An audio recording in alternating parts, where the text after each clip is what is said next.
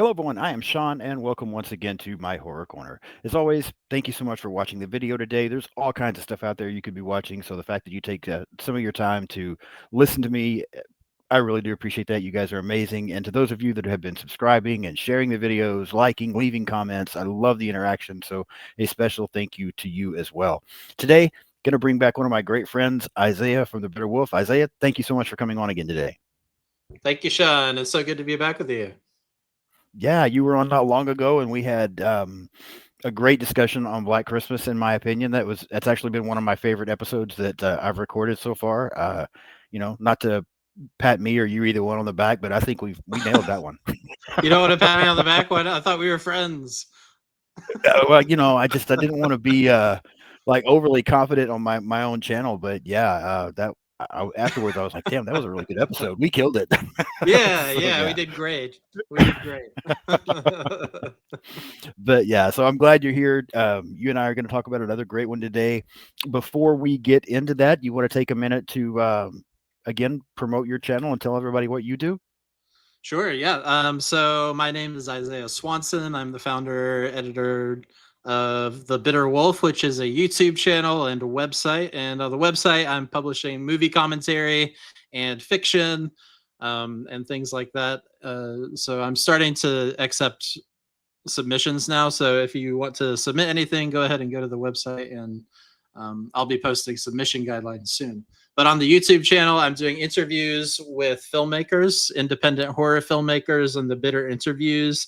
And I'm also doing the Horror Mosaic, which is my flagship project. So this is where we have profiles of people in the horror community, and these are filmmakers, writers, actors, directors, content creators, fans, anyone in the horror community. These are video profiles of that. What else do I do, Sean? I forget. Oh, I write for horrorfam.com. I do a monthly or semi-monthly column for them um, called Izzy's Eerie Indies, where I talk about different independent filmmakers in the horror community. So all kinds of stuff going on right now. Yeah, you got a lot going on. Well, yes, definitely. If you don't already, definitely go check out Isaiah's channel, his site, everything. Always some great stuff on there. So, Isaiah and I are going to be talking about another classic today. But before we get into that, I'm going to kind of give everybody an update. We were just talking before we started recording a little bit. So everybody that's been watching my channel knows that I also now give you biweekly updates on my kidneys and my medical condition. And so I have passed 2 of the 6 now. I still have 4 lingering around in Yay! there. Yeah, we're slowly getting there. Still dealing with a lot of pain and still taking a lot of medication, but yeah, we're slowly making progress. However, yesterday I had by far the most interesting thing happen since I have uh, had these kidney stones come about. I'm in the process of moving. I'm moving out of a house that I live in. It's very, very old. Um, yeah, I've lived here for a couple of years just because I've always lived in apartments for the most part for gosh Yeah. ever since I got a divorce years ago. I've been in apartments, but um, I thought it'd be nice to get back into a house, and so I rented this one and lived here for a couple of years. But again, it's so old. There's no dishwasher, there's no garbage disposal. The circulation for the air is terrible. I mean, it's Yeah. really old. So finally decided that I was going to get ready to move. And another issue we keep having because there's a field not far from here is mice. And I have Oh, so many yeah. times dealt with mice and tried to get rid of them, and they just keep coming back and resurfacing. And it's been pretty bad here lately. So I'm looking forward to getting out of here because I'm tired of seeing mice. But at the same time, yesterday I am in the shower and trying to get ready. And I was hurting, but I'm like, I've still got to take a shower. I can't just be nasty, gross, disgusting, guys. So I've still got to get a shower. And I'm in the shower washing my hair. I got shampoo running down my head, and out of the drain in my bathtub, a mouse comes running up out of the drain, What? which scared the absolute shit out of me. You don't expect anything to come running out of the drain while you're standing there, Yeah. trying to wash your hair. Not only does this mouse come up running out of the drain, he makes a beeline for me. Like he's running right straight at What? my foot. And I He's coming for your I'm kidney already stone. hurting. He was. I mean, and I'm already hurting, but I see this mouse and I panic. I'm like, I don't want this fucking mouse running across, me or up my leg or anything else. So I try to step over the mouse very quickly. Well, as I do, I mean, again, I've got water and shampoo like running into the tub. So now the tub is slick. And I almost busted my ass when I tried to step over this mouse. If it hadn't been for a windowsill that's by my shower, I would have fallen. But I managed to catch myself on this windowsill, and so now it's almost like I'm just, on my knees on the shower and hanging onto this windowsill. This mouse is running around in the shower with me. I'm in horrible pain, and this almost falling has just made it worse. And so Oh my now god. I managed to get back up. I'm in serious pain. I mean, I can't hardly even stand up straight. I was hurting so bad, but I'm still concerned about this mouse because now he's just running back and forth in the shower, and I'm like, what? I have to take a shower. Like I have to get cleaned up. What the hell am I supposed to do? What do So you the whole do with the time mouse?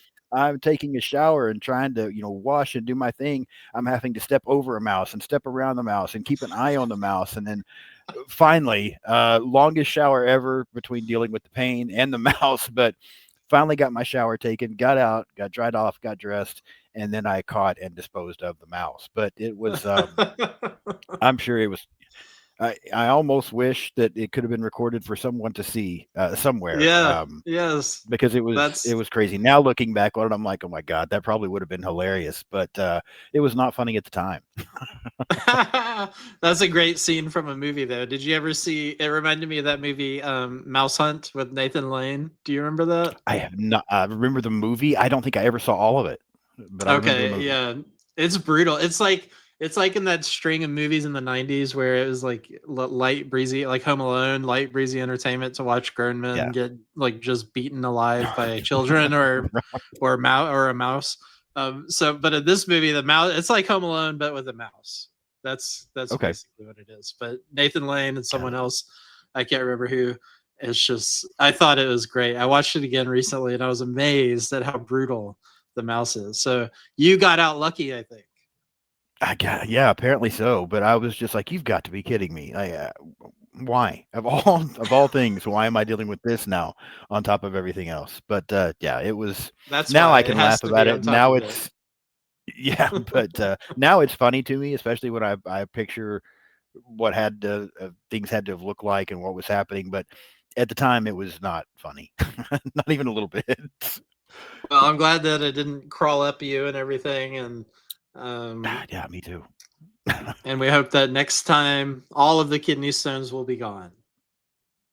Yeah, I'm really hoping. So, we're making progress. They're getting closer, and like I said, I got rid of one more, so hopefully we can get these other 4 out very soon, and, I can get back to normal. I'm almost out of medication, so if they don't pass soon, I'm gonna have to call the doc and be like, "Hey, I can't get high anymore. Can you help Right? me out?" Yeah, exactly, exactly. Or you have So, to yeah, we'll see how that move over a few states. exactly, yes. Yeah. All right, enough of my hijinks. Isaiah and I today are going to be talking about the original Texas Chainsaw Massacre from 1974. Um, a, Such a classic film. Don't want to spoil too much ahead, but if you remember something, and I'll circle back to it at the end. If you remember something I said when you and I talked about Black Christmas, um, I had the exact same feelings and thoughts where this movie was concerned. And like I said, I'll come back to that at the end. But Yeah. man, these old movies like this, you and I talked about it a little bit before we started recording. This stuff just continues to my love of these films, my appreciation of these older films like that. It just continues to grow. I don't know if it's because I'm getting old myself or what's Yeah. happening, but um, the original Black. Thank you for agreeing that I'm getting old. I appreciate that, Isaiah. Um, so we're gonna go ahead and wrap this up. If everybody wants to say goodbye to Isaiah now, Nice no, to know you. Well, I but mean, I think it's like the older you get, the better you are. Hopefully, if you do self-reflect, then the better you get at doing it. So I yeah, think that makes sense. Yeah. yeah. I the Black Christmas that you and I talked about last time. I love it's grown on me. I think I like it still to this day. No matter how many times I've seen it, I like it more and more every time I watch it. Um, just had an episode come out on The Town That Dreaded Sundown from like 1976. I think it's somewhere right around there, 75, 76, something like that, that I feel the same way about. And of course, Yep. this is right there with them in a different tone. I mean, now this movie and Black Christmas are very similar. The Town That Dreaded Sundown is a different tone, but I think it's just one of the thing about these old movies that I really like, and this one is such a perfect example of what I'm about to say to me, is the realism factor. Today Yeah. I appreciate technology. I know we've got, sometimes CGI is great and looks good, and cameras are so much better, equipment is better. There are so many different things they can do, and I get that that causes us to have some really big, beautiful movies out there. But one of the things that I think we miss today is the realism, and Yeah. these movies from the 70s gave us that. Mm. Um, do you agree about the same thing about these older movies like that? Yeah, I think that one of the things that makes them feel so real is the fact that they don't try to tell you how to feel, but they like the collection of all the elements that make it a movie um, show you and help you draw that feeling out of you, you know? So I feel like a Yeah, lot of times in our movies, our mainstream horror today, as we've talked about before, we rely on a lot of jump scares. So it's manufactured scares rather than, I mean, you're still manufacturing a scare in the other way too, because this is a craft that we're talking about. sure. But it's less cynical because it's more about the art of bringing that story to life as opposed to, I know if I blow up this sound real loud right now, it's going to make them jump out their seats, and they know Right. if they come pay to see this movie, that's what they're going to get. So I think Yeah. the 70s, it was like they trusted, it was less cynical. It was like they trusted the audience to understand visual storytelling and to engage with the visual storytelling. And Right. so that's my long-winded answer. That's what I think. No, I agree, and I think that we talked about this a little bit. Yeah, this could almost be a continuation of our Black Christmas episode and just change the title. But I think we talked about this a little bit then, and this also got talked about on my Talent Dreaded Sundown episode. I also think too, it's because um, they don't try to they didn't try to pretty everything up. Nowadays I feel like so many of the horror movies, you know, uh, all of the actors are so Yeah.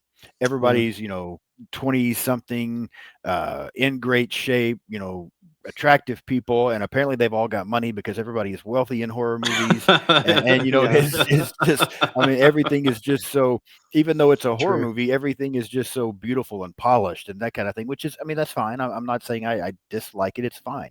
But with these, it just looks so much more like, um, I mean, I've lived in Texas. I know what Texas looks like when it's not on a pretty camera. You know what I mean? In Yeah. places. Yep.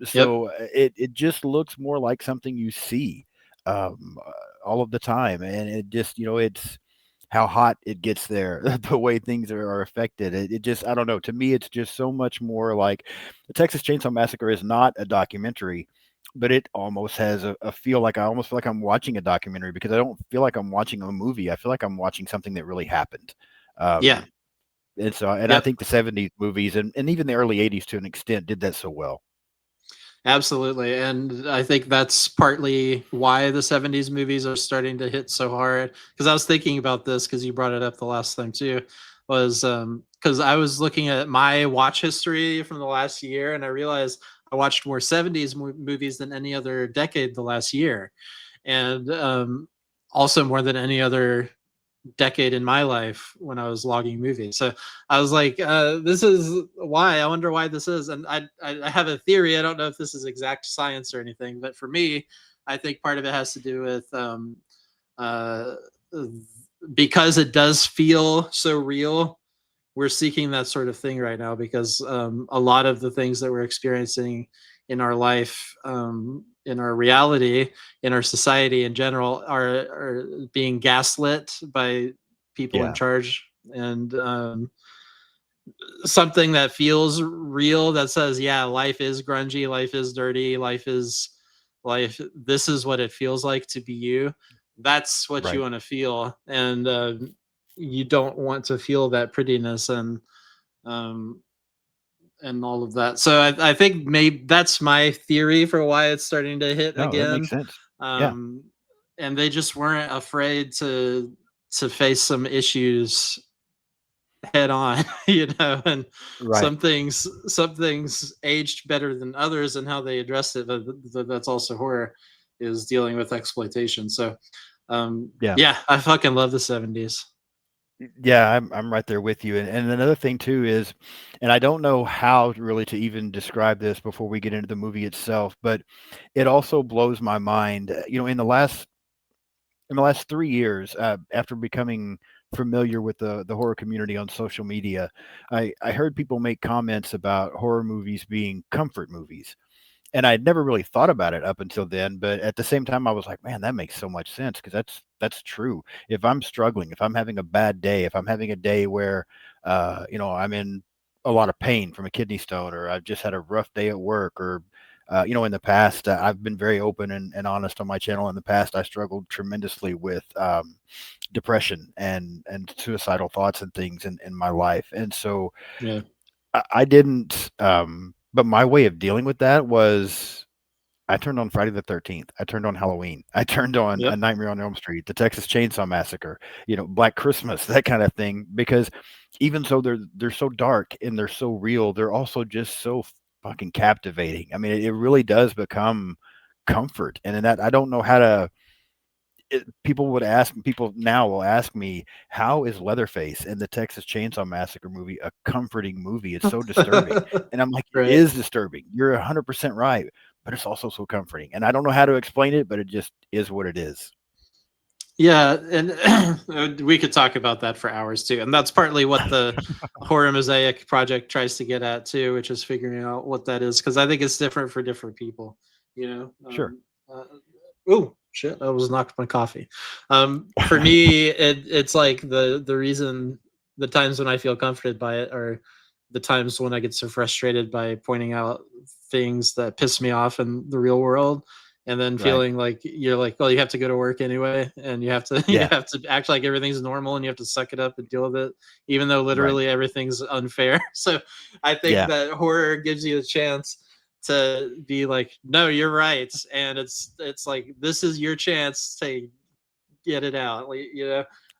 because every other way is totally unhealthy. So, It um, really is. and Yeah. I, it's I think like, you're yeah, yeah, because I would put on horror. The only other thing I want to say is I would put on horror at the same time that I was binge drinking, because binge drinking was trying to do the same thing, like, that watching horror was. It was trying to find comfort, and I didn't know it at the time. Binge drinking wasn't work, so I had to put horror on top of it to make sure it right. worked. No, that's So good. And yeah, I agree with you. The only other thing that I'll say is it amazes me how much, when I was a kid, and I'll probably talk a little bit more about something else at the end of this because it's something I'm going to be bringing more to my channel next year. But when I was a kid, I was a superhero fanatic. And it was primarily the DC comics superstars. And I yeah. know Marvel has made better movies over the year. I 100% understand, but I'm just a DC guy. When my father was a police officer, he was gone. He worked odd hours, but um, one thing that he always did when he was home in the evening is he would buy comic books and read them to me before I went to sleep, and it was Yeah. always Superman, Batman, The Flash, Green Lantern, Aquaman, the DC heroes. And I grew up watching, I was born in 1972, so I grew up watching cartoons like the Super Friends and things like that. I don't Hmm. even know if people nowadays know what the Super Friends is, but I loved that cartoon when I was a kid. And so for the longest time growing up, I knew they weren't real, but I was so fascinated with, and anytime I was having a bad day or whatever, that's what I wanted to watch was, Superman, Batman, that kind of thing. And now it's just, yeah, Leatherface, Jason, Freddy, Michael. Those are my super friends. I don't know. Yeah. It's just these are the guys I want to watch. And I was telling somebody I know here in Oklahoma the other day. I had a dream. This has been a few months ago, but I had this dream where these people were all real. Leatherface was real. Freddy, Jason, Michael, Chucky, they were all real. but they all worked for me. And so if there was someone that I wanted if there was Wow. someone that I wanted taken out or fucked up, they took care of it for me. And I- when I woke up, I was like, "That's the most amazing dream that I have ever had in my life." And I was telling this person I know about this, and they're like, "You really need help. Like, you should probably talk to someone." That's really funny. Well, that I mean, that's where these characters come up in our imaginations. They come up in our dreams, but they get to do things that sometimes people secretly wish they could. For Yeah, example, Chucky goes to the White House in the TV show. That's all I'm that's saying right. about that. So That's it's 100% it's right. it's like it's a healthy way. You get to laugh about it because it's absurd. It's ridiculous. There's no way a doll Yeah, could get in there, even if it was alive somehow. So it's right. it's like it's a healthy way to get to be like, you know what? If we know how if justice was justice, we know how things would go. Because we know That's things won't right. go that way, let us enjoy our damn horror movies. Exactly. I completely agree. All right, we'll get ready to get this started. I'll read a few things about the movie like always. Quickly, a tagline for the film was "Who will survive and what will be left of them?" Quick overview for the movie: five friends head out to rural Texas to visit the grave of a grandfather. On the way, they stumble across what appears to be a deserted house, only to discover something sinister within, something armed with a chainsaw. The movie was released October 11th, 1974, directed by Tobe Hooper, written by Kim Heichel and Tobe Hooper, produced by Tobe Hooper, cinematography by Daniel Pearl, edited by Sally Richardson and Larry Carroll, music by Tobe Hooper and Wayne Bell, distributed by the Bryanston Distributing Company. Runtime of 83 minutes, budget of somewhere between, I kept seeing different numbers, $80,000 and $140,000, but a box office of over 30 million. So a huge, huge hit. Rotten Tomato scores 84% from critics, 82% from the audience, an IMDb score of 7.4 out of 10. We get some narration from John Larroquette, which I'll come back and point out something about that here in a little bit. And then, which you may already know, Isaiah, I thought it was hilarious when I read this, but actually, I'm going to go ahead and mention it now. So, John Larroquette, who I knew primarily growing up from the TV show Night Court. I don't know if you're familiar with that show or not, but I knew him from Night Court. Yeah. So, when I had seen this movie obviously before Night Court, but when I realized it was him that was doing the narration, I thought that was so cool. But Yeah, that because was the budget, crazy. yeah, I know, but the budget was so limited for this film that they were not able to pay him to do narration. Oh, yeah, So yeah. so they ended up paying him in marijuana. That was what he received to do the narrating for this movie. That just cracks me up, and that tells you how 70s this is. That's the way this worked. But yeah, That's pretty good. so cast for the film. Just name a few names here, real quick: Marilyn Burns, Paul A. Partain, Edwin Neal, Jim Sadow, and Gunnar Hansen. Let's start there. Isaiah, your thoughts on the cast for this film, and even some Mm. of the characters here. Great, perfect cast, perfect. I mean, you can't really cast this better. And I like that these were at the time they were mostly all unknown people. So I think that just enhances the Right? realism factor that you're talking about. And I can only Yeah. imagine watching this movie back then. Like we keep saying, it's just, um, especially with unknown to the public actors, it would have that kind of insane impact that you're looking for. I don't know why that makes it Yeah. more. I guess because there's a comfort with familiarity, so these actors, they're going to be safe because you're going to see them in another movie. So with unknown people, you don't know what's going to happen. I don't know if that has Okay. anything to Yeah. do with it, but but No, I I love think that the probably I is a lot love of it. it. Yeah.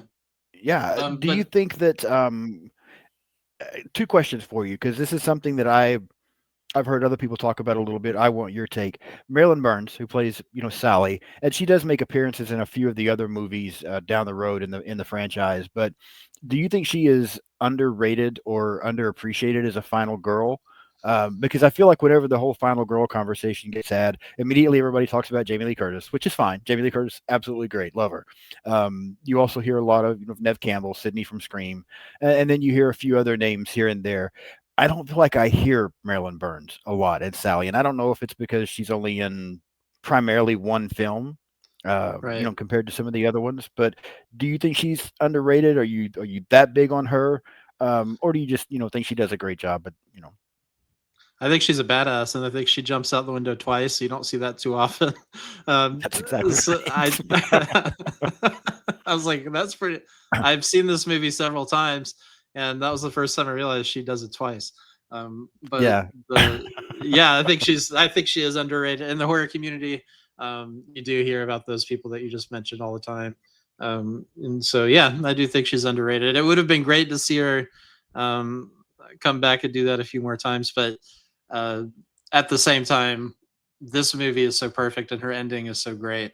It's like, what do you really want? I mean, I know they brought her character back for 2020. What was that? 2022 or something? yeah. But I believe the actress herself. she I died believe, before and I'd have that. to go back. Yeah, well, but she appeared in two of the other Oh, Texas okay. Chainsaw Massacre films. One of them, and I don't remember which one this is, but in one of them, she is just a patient in a hospital that you Okay. briefly get to see. As I like a don't remember cameo. which one that is, but I feel like there's another one that she makes a very brief appearance in as well, and I just can't remember what it is. But yeah, I agree. We I don't mean to keep going back to our Black Christmas episode, but we talked about the fact that there was never a sequel to that one, and we really didn't think there could have been because it was just so perfect. What else could you have Yeah. possibly done?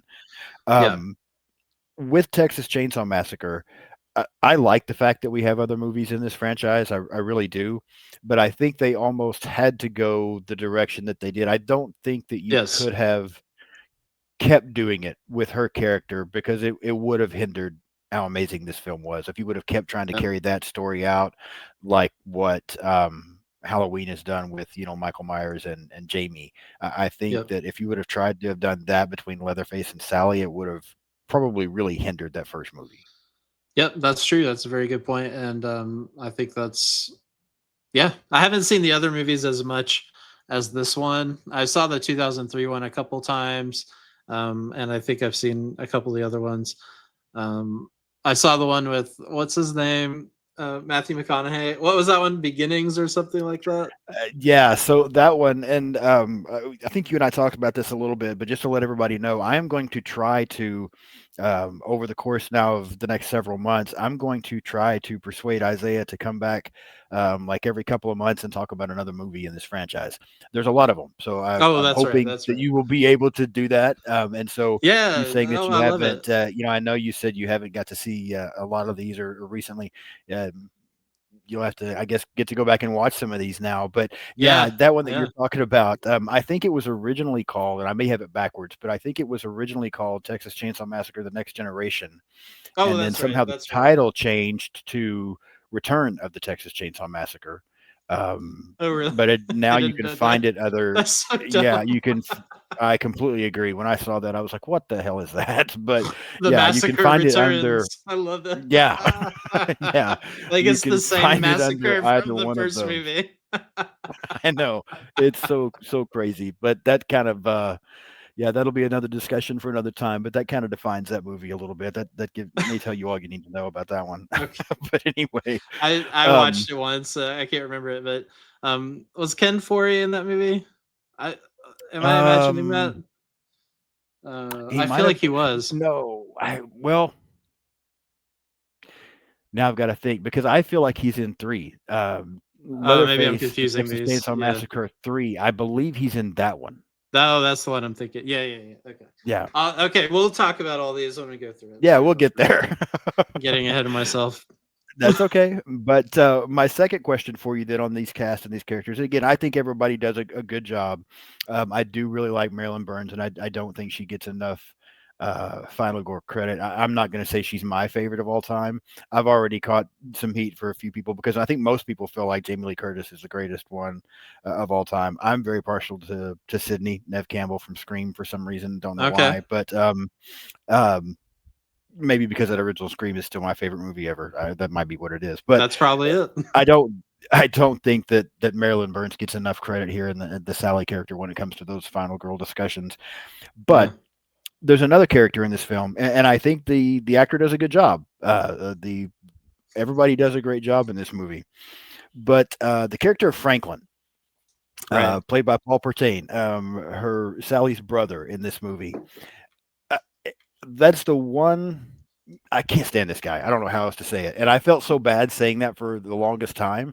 And then I started, as I got to be a part of the horror community, I realized there's a lot of people that can't stand this guy. Like everybody just feels like there's a lot of people that feel like he's one of the most annoying characters Right. in the history of movies. I need your thoughts. Do you agree, or you're not as irritated by this guy as everybody else? This is one of those situations where I think it's exaggerated. It's hype. I think it's like collective mass delusion. Not delusion. I don't say Okay. delusion because I could understand why he's annoying. And there's actually one scene in particular where he's excruciatingly annoying. But as I was watching this, because I'm always like heightened awareness of Franklin when he comes on screen because of this. Yes, everyone, if you're not in the horror community, this character is widely hated. He's always cited as one of the worst in horror and maybe all of his movie history. Um, but I watched Yeah. it again and I'm like, this guy is not so bad, people. And you watch it again and he's like, the things that he's pissed off about are reasonable. So they're up on the second floor and he's like, hello, I'm down here. Somebody like stop fucking around. You know, it's like it is his sister. It's his sister. You know how sibling Yeah. dynamics are? They hate each other always, but they love each other. And you get that really that's what makes part of what makes it a good movie is that their dynamics come through so well as siblings. Like they really annoy each other, but they also really love each other, and you can tell that. So I think the fact that he can be really annoying with like the part where he's like uh she's like, oh, give me the flashlight, and he's like, no, Sally, I Yeah. don't want that flashlight. No, I want that flashlight. I Yeah. want to keep that flashlight. And I'm like, Yeah. okay, fuck, shut the fuck up. But Yeah. and everything else, I was like, he's not that bad. Come on, people. And he has to deal. He's living in the 70s as someone in a wheelchair. I can only imagine. And like, there's no accessibility in that house or in that van or anywhere they go. Everyone's always giving him a hard time. So let's let him be a little bit annoying. That's that's what I say. Okay. All right. You are the. I appreciate you defending him because you're the first person I think that I've talked to that's ever actually done that. Um, and I Oh will. God. I somewhat see your point. I can somewhat see what you're saying. That being said, he still annoys the hell out of me. That's Yes, fine. he Yeah. does. Yeah. He Yeah. does have a right to be frustrated about some things. You are 100% correct. But I get so tired of hearing him say Sally. He says Sally. I'm 3,231 He times, does. I think. He does. He just keeps Yeah. saying it, and the way he says it, and the scene where, when they're in the house and they're upstairs and he's down there in the wheelchair and he just starts making the faces and the noises, and I'm just like, come on, man, really? Like I understand. I understand you being pissed, and yeah, they shouldn't do you like this. But for you to sit down there and act like you're fucking six, that doesn't help anything. So No, I forgot about yeah, that. I actually did write that down. I was like, come on, man. What the fuck is that? He's like, yeah, he just keeps doing it over and over. I'm like, dude, this oh is my why you God. annoy people right here. You're so right. So yeah, That's really annoying. Yeah, yeah, that's true. all right. All Well, right. Well, you I get just one needed your point. take I on get one Franklin point. because fair enough. We can do that that way. But even then, the actor that plays him does a great job. I mean, he does a great job of being annoying. So that that's Yeah. impressive. No, brilliant. But He was and brilliant. he also makes an appearance in one of the other films, the one that I was mentioning where um, Marilyn Chambers is a patient in a hospital. He's a security guard in that hospital. Oh I just can't yeah. remember which. I just can't remember which film that is, but Return of the it Living Dead might or be that whatever. one. It's, Return of the I Living mean, Dead. Yes, Return of the Return of the Texas Zombie. Chainsaw Massacre. Yes, Thank you. yeah, Yeah, we yeah. mixed them up there for a minute, but yeah. There you go. All right. A few behind the scenes notes. I have quite a bit here that I jotted down. There's just so many things about this movie that I find interesting besides actually watching it itself. But if there's anything else you want to add or anything you want to say at any time, Isaiah, feel free. Oh, Um, wait, I do want to say about sure. we have to shout out Gunnar Hansen because he's Leatherface and that's obviously the most iconic character to come from this whole franchise here. Gunnar Hansen is great in this. Are you going to talk about him in your background information? Um, Not necessarily. Well, I mean, yeah, I'll mention him briefly. There are a couple of things that I wanted to point out, but feel free okay, to go ahead now.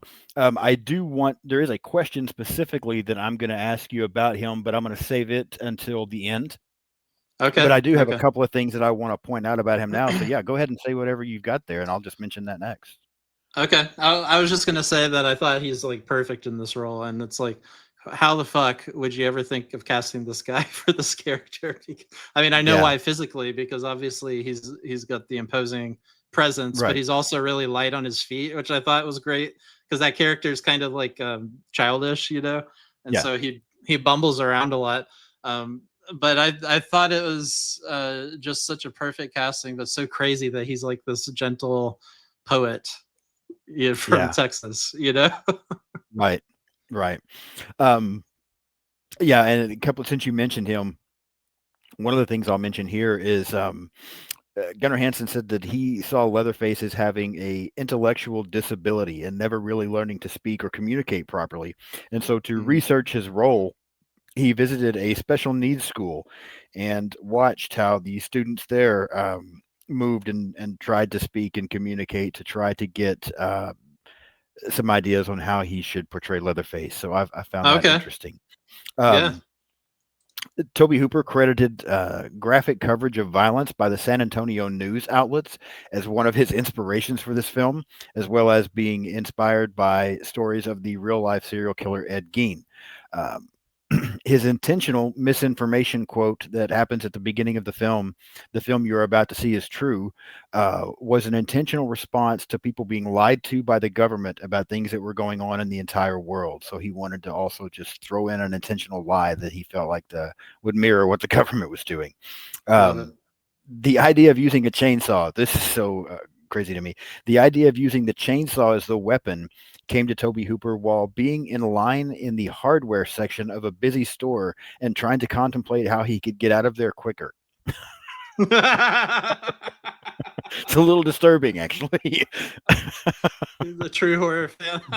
Yeah, That's great. absolutely. That's great. As you mentioned earlier, many of the cast members were relatively unknown actors at the time, local Texans who had played roles in commercials, television, and been on stage. Mm. John Larroquette was paid in marijuana. We mentioned that. The primary location was an early 1900s farmhouse near Round Rock, Texas. Temperatures would reach up to 110 degrees during filming. Hansen himself recalled that his costume was never washed.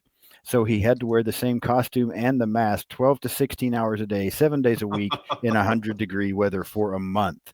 But they wouldn't So, wash the costume because they were afraid that it would start to lose its look. And oh, so they just didn't want to deal with that. So I can only imagine how that smelled. great. That's Yeah. like the griminess was real too. Yeah. Exactly. Yes. Yeah, it really was. The farmhouse was not cooled. That they did a lot of this filming in, and had very little ventilation. Walls were covered with real animal blood from a local slaughterhouse. And art director Robert Burns drove around collecting remains of cattle and other animals that were then used to scatter across the floors of the house to make everything as real as possible.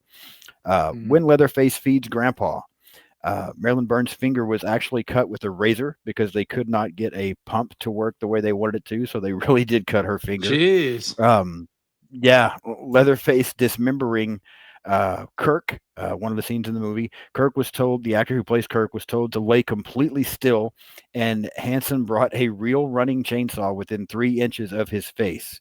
Oof. Everyone on the film obtained some level of injury, and Tobe Hooper said by the end of it, everyone hated him for a little while because everyone was hurt, banged up, and injured in some way, and it took a little Oops. while for them to all forgive him. Um, yeah. He also cut out, one of the things that gets talked about in this film a lot, and that's why I find this next fact interesting, and then we'll get more into the movie itself. But for the longest time as a kid, I think you and I have talked about this before. I know I've talked about it with other people. Um, it took me a while to get into horror. I was not a horror fan as a kid because just everything scared me when I was a big wuss as a kid. I was terrified of everything. Now the only thing that really scares me is mice in the shower, but but everything scared me back then. But I had always heard that this movie was so gross. Right, I made right. this one of the last ones that I watched. I got into Yep. Friday the 13th and Halloween and stuff like that way before I got into this because I was trying to get myself prepared for this level just because of the things that I had heard about this movie. This movie is not that gory. It's really not Right. that gross at all, even compared to some of the earlier Friday the 13th films. But I found out that Hooper, Toby Hooper, cut out most of the gore because he was trying to get a PG rating and couldn't get there even with everything that he cut out. So it didn't work out for him. But I wonder It if made it more disturbing. That's why. yeah, he just made it more disturbing. But I do wonder if that there's probably I don't know, is there a director's cut or something like that out there that still has in it what he cut out? I'm sure there is. I've just never seen it if there is. I'd like to know what was cut. Oh, I don't think so. You Um, don't think so? if there is, I haven't heard of it now. Because I Yeah, I think haven't either. one of that's kind of one of the things with this movie is that uh, people are always like, "Oh, it doesn't show as much as you think," because that was one of the genius things about it is, like you said, we didn't watch, and I was one of those people too. I didn't watch this for years. I put it on the back burner because of that. It was this power of suggestion, the anticipation of like, I don't want to face these bodies being dismembered. No, that's too Right. much for me. I can't deal with that. I don't want to deal with this craziness. So that power of suggestion is so good in a narrative, like a standalone Yeah. movie, and they do it very well in Texas Chainsaw Massacre, and then also marketing your movie, and it's Right. done that for decades, for 5 decades. It's been doing that for people, and it's still doing it. People are like, I'm not gonna Yeah. watch that. I don't want to see. They think it's like these people sitting at the dinner table sawing up, and you get a close up of everything, and you see all the blood dripping from their mouth. Is like those movies exist, but this isn't one of them. Right.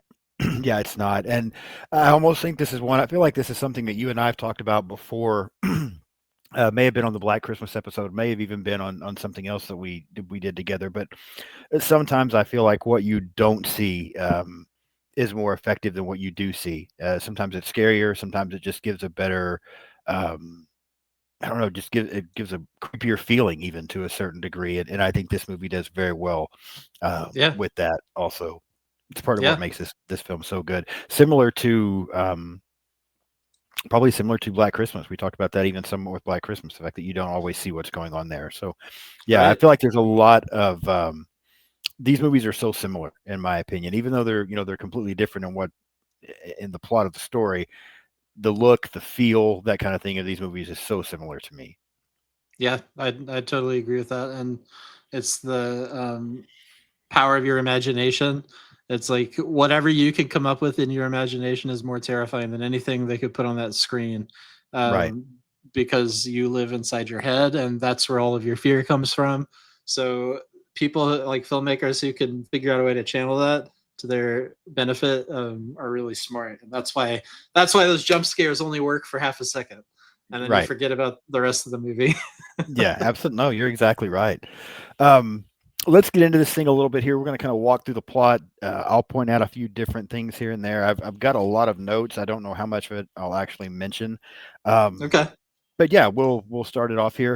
Of course, the film opens up with the narration of this the story you're about to hear is true about what happens to these teenagers, and we also get a lot of news reports. We're seeing images of skeletons, and we get these news reports of grave robberies and things like that going on. And not to get too far ahead of myself, and I feel absolutely like a moron for saying this, but I have seen this movie more times than I can even count at this point because I just watched it again within the last few days to get ready for this. And I watch this movie at least once a year, sometimes more. But as many times as I've seen it, I did not realize until this last time that the hitchhiker is the one that's doing all of these grave things. How I missed that, I have no idea.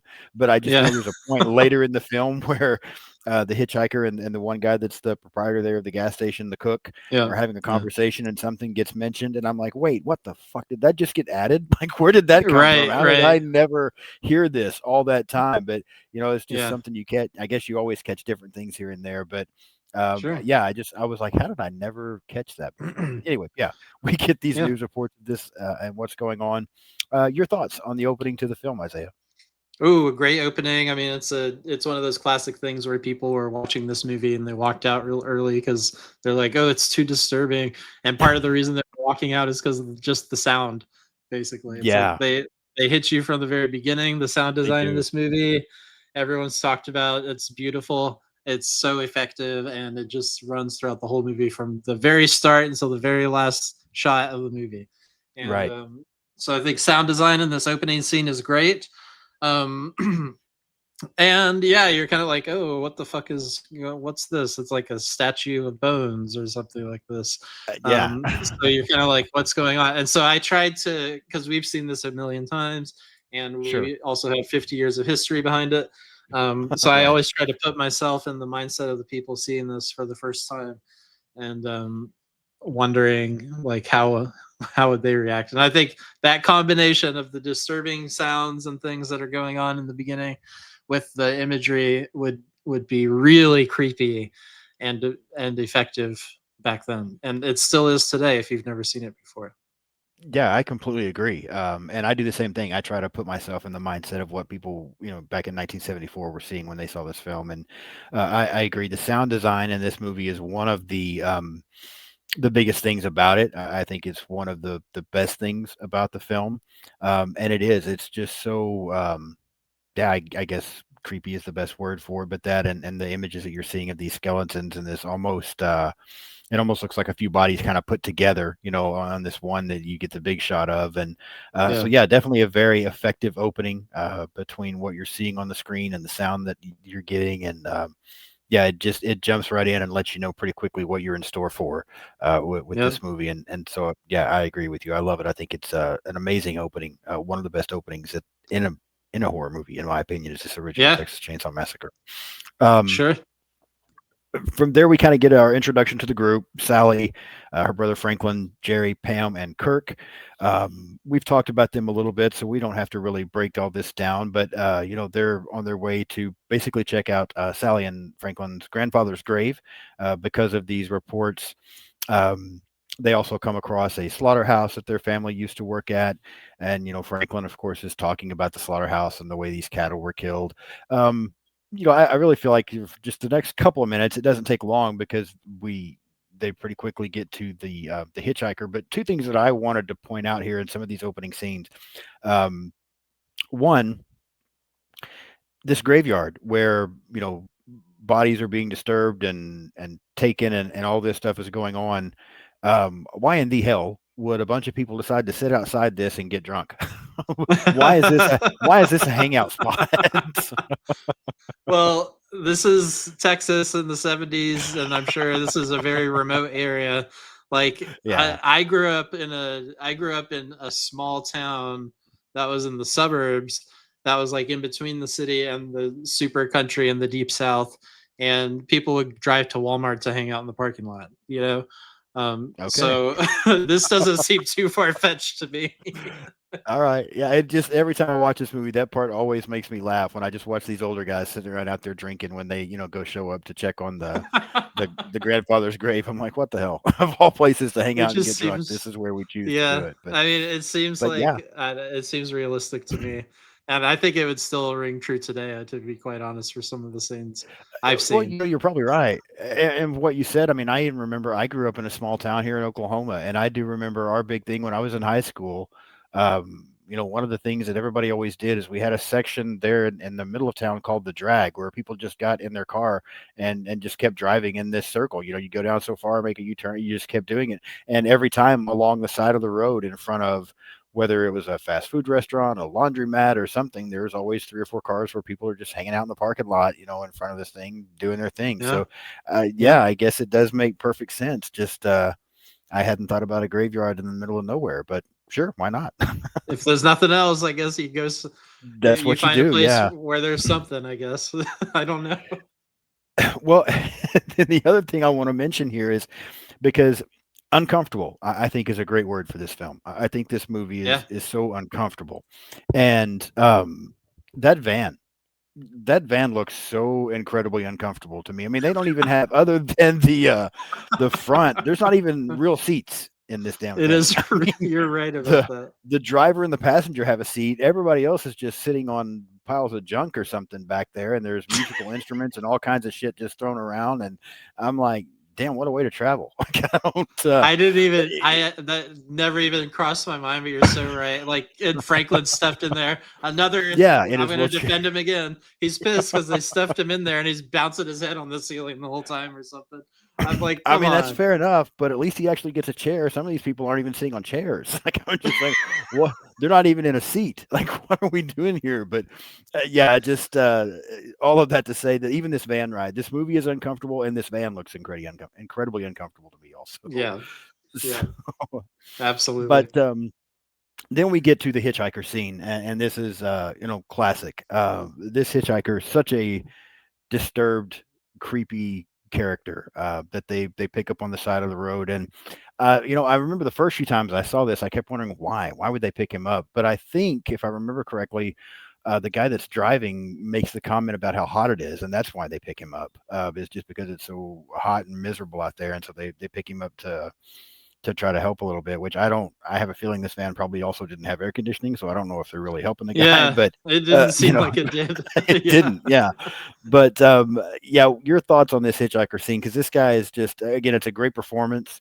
To me, Mm. he's just so unhinged. He's so creepy. His interaction with Franklin a little bit and some, but it's such a classic scene. Talk to me about your thoughts on the hitchhiker in this scene. Yeah, great portrayal of a super creepy dude. And from the second he jumps in there, you know there's something off with him. But it does, again, we talk about visual storytelling. It gives you a lot of great clues about what this family is like that they're barreling towards. And this dude, I love. He's like, "Here, let me take your camera and use it to take a picture of you, and then charge you $2 for it." And then you say Yeah. no, and I'm gonna put a curse on you. Basically, I'm gonna put a blood mark on your van. But Yeah. yeah, he's nuts. But the thing I wanted to say about him that I noticed for the first time this time that I never noticed before was this dude has perfect, beautiful pearly whites, and Oh my god. I don't think that's very That's so funny. realistic. Because I saw the exact same thing. Yeah, You I've did? never thought about that before. That is so funny that you said that because, yeah, just watching this the other day, I'm like, for basically a cannibal, whose Yeah, hygiene doesn't look like it's very good, and you look at their house and everything else later on, he did a pretty yeah. good job taking care of his teeth. Yeah, brilliant. And compared to, I was looking at because I saw that in the opening scene, I was interrogating everyone else's teeth. Compared to the rest of his family, he's the only one who goes to the dentist. It's like Yeah, it's it like looks like it. Yeah. It's this. so funny that you pointed that out. That's That's awesome. amazing. Uh, yeah, I completely agree with you. Though great scene. And Yeah. again, it's just so uncomfortable, so creepy. Very well acted. The visual storytelling here is so good. But I'm just, again, really impressed with this performance, because it's just it's such an uncomfortable scene. And Yep. it, yeah, I have a question for you here because I might be wrong, and I wanted to go back and research this, and um, I never did. But it's just something that the look I wonder about. So I don't know if you caught this or not. When they end up kicking him out, and they're pulling away, and he's kind of kicking the van, and then, like you said, he rubs blood on things. It almost look it almost looks like he's drawn a little bit of a picture. I mean, there's a smear, but there's also like he's drawn something. Like there's a particular design of blood there that's on the window. When they go to this house later and they look, there's a scene where there's bones hanging down in front of one of the doors that have kind of been put into this thing. Oh, okay. Is that design the same, or do you know? Oh, I don't. I'd never even thought about it before. I just assumed it was just some Okay. randomness. Like I they always thought maybe so they as have well. that. Yeah, I don't I know. always Maybe it's thought their so as logo. well, but that's something else I caught from this last viewing was, I just kind of, I mean, I've seen this so many times, I've never really thought about it, but when I noticed it on the van this time as he's pull away, I'm like, okay, it's not just a smear. There's something there. And then when that scene where those bones are shown hanging down in front of that door, you get that loud sound again, that sound design that really keys on that. And I'm looking at that and I'm like, wait a minute. that looks a little bit like what was on that van. And so I wanted to go back and research and see if that was really a thing. Did they do that on Oh, purpose, or maybe. was I was I overly medicated when I was watching this film and making shit up? Because that that could have happened as well. But Maybe yeah, I'm just maybe it's curious. Yeah, it could be based off some famous face. Like maybe it was William Shatner, like they did in Halloween. Uh, Halloween it could be. Maybe so. Yeah, it just caught my attention. I wondered if you had ever noticed that, but yeah, no, I'm gonna that's go back I'll and have to look look into into that at that. some point. Yeah, yeah, that's crazy. Or it's John Larroquette. That's what I meant. It's his Yeah, face. yeah, but yeah, it caught my attention a little bit, and there may be nothing to it, but I was very curious. From Okay. there, we then get into they've kicked him out. They've now stopped. Franklin is very concerned that this guy might be following them, and he keeps for the next 30 minutes of the movie asking if that guy was just trying to scare him or is he following him or whatever. Again, Franklin's annoying. That's all I'll say there. Um, Sean, wait, wait, but wait, wait. Pause. Okay, we're gonna fight. So, uh, if, let me ask you this: if people had listened to Franklin, would they be in the situation? okay, Yeah. touche. That's a fair point, but yeah, man, that's a very fair point. I don't think I would have listened to him either, though, because he would have been getting on my nerves so bad. So I would have That's ended up true. getting I killed. mean, So yeah, that's that's a good point. It doesn't mean even though he's right, it doesn't mean he's not annoying. That's true. yeah. That's true. But no, that is a good point. It seems like there's always one of those people in some of these movies that if you listen to them, these movies are only going to be about 10 minutes long because nothing's going to happen, but nobody ever listens, right? So That's true. It's like then we get an yeah, hour and a half of this shit. So yeah, that's true. If they listened, we wouldn't have a movie, so that's why. that's right. Okay, gotcha. So but they look at this old house that belonged to the family. Um, just kind of looking at what's happened in it and how much it's deteriorated. They're talking about some memories there. One of the things that I'll point out here um, that I've mentioned before, part of what attracts me to the slasher subgenre is I like the concept that slashers do, where there's always a group of friends um, that are hanging out, and then you've got the killer that's after this group of friends. Friday the 13th does it so well. Texas Chainsaw Massacre does it a lot. Um, Halloween's got its moments here and there, but I mean that's kind of the thing, right? Nightmare on Elm Street. They all have this group of people where this killer is after. I always appreciate when the group seems somewhat likable. Um, Yeah, and I've heard people say before that you don't have to like these characters because you find yourself rooting for the villain, and that's true. You don't have to like the victims, but I think it adds to it if you do a little bit. If they just seem like they might be fun to hang out with a little bit, and sure. with the exception of the aforementioned Franklin, I feel like this might be a fun group to hang out with a little bit. Just listening to the way they interact in the house, and some of the things they talk about, kind of give each other shit here and there, but laughing. It kind of seemed like a fun group, which that Yeah, helps pull me in a little bit. May not make any difference to anybody else, but it does pull me in a little bit because at least I think when you get later on in the franchise, and I feel that way about all of these slasher franchises, I don't think right off the bat, in the the first movie, you weren't cheering for Leatherface, you weren't cheering for Michael, you weren't cheering for Freddy. That's not how these started. They right. started out as bad guys, right? But Right. they've Yes. become such cultural Superheroes. icons, yeah, Yep. superheroes and such cultural icons that later in the franchise, that's what you're going for is to Yes. watch Yeah. them kill a bunch of people, and Yep. most of them unlikable. So things change, but that's not the case with the beginning of any of these franchises. And so, um, because of that, and you don't even know who Leatherface is at this point, uh, I think it helps to have a likable group, just to help you Yeah. get a little more invested. And that Yeah. this scene does that for me a little bit. Yes, you're looking at this house that gets deteriorated, but um, that's still what this scene does for me. Is it kind of pulls me in a little bit with, hey, I kind of like these people. So Sure. yeah, that just probably a pointless thing there, but just something I wanted to mention. And from there, Kirk and Pam decide to go swimming. Um, I have completely forgotten. I don't think I wrote her name down. You may know, and I've seen it before. I feel bad that I don't remember. I also feel like, just a quick side note, that this may have been one of my first horror crushes for a little while. The character of Pam. Don't know why, but Okay, yeah. yeah, I like this actress. We do have the famous scene of her walking to the house in her short Right. shorts. Maybe that has something to do with it. I I'm really don't sure know. that was But part of it. but Kirk and Pam decide they want to go for a swim. Franklin has directed them to a place that they can go swimming, and so as they go to do that, they stumble across this other house. And an issue that they're having is their vehicle is almost out of gas, and they realize that this house is being run by gas-powered generators. And so Kirk wants to maybe see if they can't get some help. Go in and talk to them. And we get our first kills of the film here. Um, Talk to me about Kirk's kill as he enters this house and what transpires. Your thoughts on this opening kill for this film? Craziness. I mean, that was a moment where I was really this time more than any other time I've watched this movie. I was really focused on trying to get into the mind of people sitting there watching this for the first time, having no idea who Leatherface is. There's no Right. reason to ever expect someone to pop out of there like that.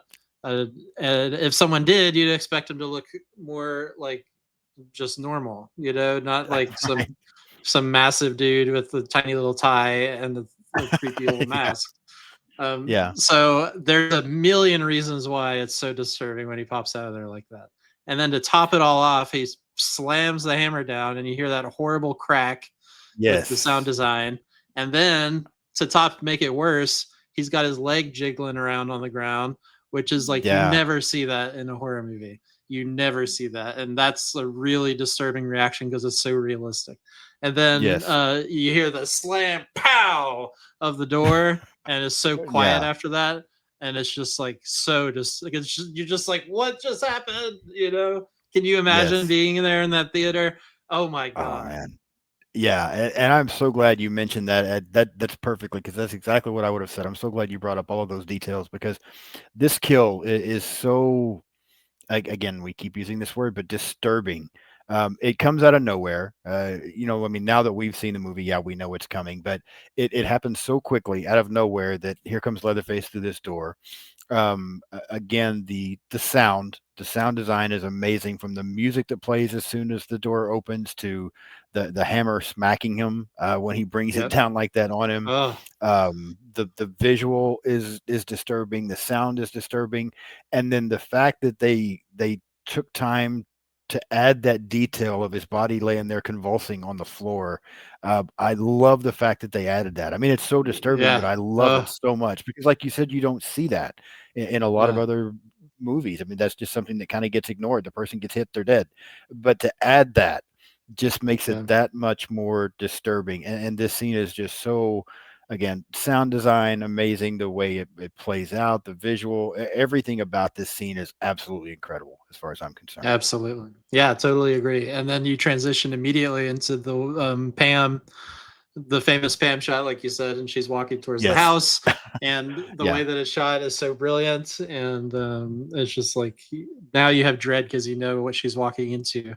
Right. And it's like, but you don't know what you're walking into either because you're like, what the fuck? What? Because you don't know where Yeah. he went and you don't know where you took him. And so you know Yeah, that and I there's a can see thing the there. audience like you talked about. Yeah, the audience in Yeah. 1974 in the theaters, I can see them sitting there like when she's going into the house, like, "Oh, don't go in there. We don't know don't go in there. Don't go in that Right. house." But um and even her scene in this before Leatherface actually gets to her. And again, I think that's why I mentioned that I think the sound design is such a huge part of this film is because she goes into the house then to try to find Kirk and Yeah. she makes a little more progress into the house than he does and comes across a few different rooms. But, with the bones and the skeletal remains and things that are all over this place, feathers from these birds everywhere. Um, Yeah. yeah, it looks gross, but the added sound design just makes it so uncomfortable. And when she trips and she's laying there on the floor and she's looking around and she's seeing all this stuff, without that sound, this scene would be like, "What the fuck?" But Yeah. with the sound, it's so creepy. So that's Yeah. why I think the Exactly. sound is so important in this Yep. movie. And I really her performance here is amazing because she looks absolutely terrified when she's on the floor looking around and seeing all of this and you've Yeah. got this sound design hitting. So again, it's another great scene to me, but it's just so we keep talking about it, but I think this whole movie, like I said, is so much about sound and I think this is a huge part of it because again, without the sound designed for this scene, it's a girl on the floor. There's a lot of bones and feathers around, and yeah, it's more like I can see me watching it like, what the fuck is this? Like, why is this happening? But with that sound design, it's like, oh my god, it's just a totally Yeah, different yeah, reaction you get because of that. Yeah, yeah. And they also have this great thing too that I noticed more. I've noticed it a little before, but I noticed it more this time. Is that there's this? I think you said Tobe Hooper did the music for this movie, but he the helped with it. Yeah, music is like so. It's like a low hum whenever they start getting to that house and they're exploring, and it's just this hum that happens the entire time they're exploring, and it doesn't build up or anything like that before. It doesn't announce to you that Leatherface is about to show up because he just pops out without any music cues or anything. But right, whenever the music changes after he slams it shut, the music stops, and then the tension has built up. But then it changes again because then you go follow Pam into the house, and then it changes. right. So I think it's just if you turned off the music too, then you would lose the tension as well. So all of the elements work very nicely together in this movie. Yeah, I agree, and I like the fact that you brought up that there's not really a theme or any music playing before you see. There's just that hum, but you're not hearing any other thing. Like with Michael, when that music starts that Michael's about to fuck somebody up, Yeah, right? I mean, or Jason. Jaws or Jason, yeah, Jason in the Yeah, music. Even not slashers, Jaws. When you hear that music, the shark is nearby. You don't get that yep, with Leatherface. You just kind of get that hum, and then suddenly there he is. Um, not only is the presence of sound so great and important in this film, those moments where there's a lack is also just as important. I think this was just so well done. yep. And another thing too is that fucking generator or whatever it is that you mentioned, that Yeah, has a very chainsaw like sound to it, and that's buzzing it does. around when they first get there. So it's kind of like a warning, like Right. there's a chainsaw in the air and it's coming for you. Yes, exactly. And so we then do get Pam, and she's finally kind of stumbles out of this room. Then Leatherface comes out and comes after her as well. And as she almost, she gets outside of the house, but he catches her, drags her back into the house, and ends up impaling her on this hook, and then gets his chainsaw and starts to dismember Kirk. Again, just another incredibly effective scene.